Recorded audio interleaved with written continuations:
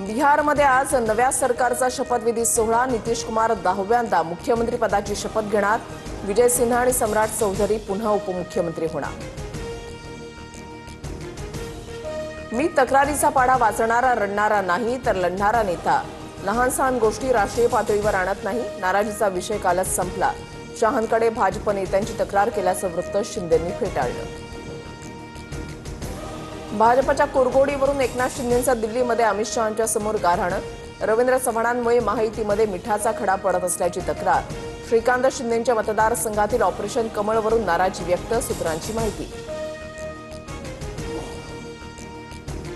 महायुती विरोधातील बंडखोर नेत्यांना रवींद्र चव्हाणांकडून आर्थिक पाठबळ। भाजपकडून पक्षप्रवेशासाठी पैशांचा वापर। माध्यमांच्या समोर थेट टीका टाळण्याबाबत नेत्यांना समज द्या। शिंदेंची भाजप नेत्यांवरून शहांकडे तक्रार। सूत्रांची माहिती। भाजपामध्ये इनकमिंग सुरू राहणार। राज्यभरात भाजपचं ऑपरेशन कमळ जोरात चालवणार। प्रदेशाध्यक्ष रवींद्र चव्हाणांचं वक्तव्य। सूत्रांची माहिती। आमच्यासोबत युतीमध्ये आलात तर वेलकम, नाहीतर आडवं करणार। कल्याण डोंबिवलीमध्ये शिंदेंच्या सेनेचे जिल्हा प्रमुख अरविंद मोरेंचा भाजपला इशारा। भाजपकडून शिवसेनेच्या माजी नगरसेवकांना प्रवेश दिल्यानं आक्रमक। अर्जातील सूचकाची सही नसल्यानं राष्ट्रवादीच्या उज्ज्वला थिटेंचा अर्ज बाद। अनगरच्या नगराध्यक्षपदी राजन पाटलांच्या सून प्राजक्ता पाटील बिनविरोध, तर माझ्याकडे ब्रह्मास्त्र, कोर्टात दाद मागणार। थिटेंचा इशारा। पालिका निवडणुकीची तारीख जाहीर झाल्यानंतरच ठाकरे बंधूंच्या युतीची घोषणा होणार।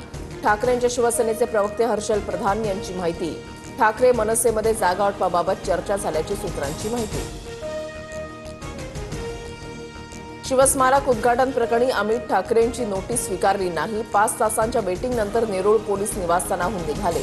अमित ठाकरे रविवारी स्वतः पोलीस स्थानकामध्ये जाणार। सूत्रांची माहिती।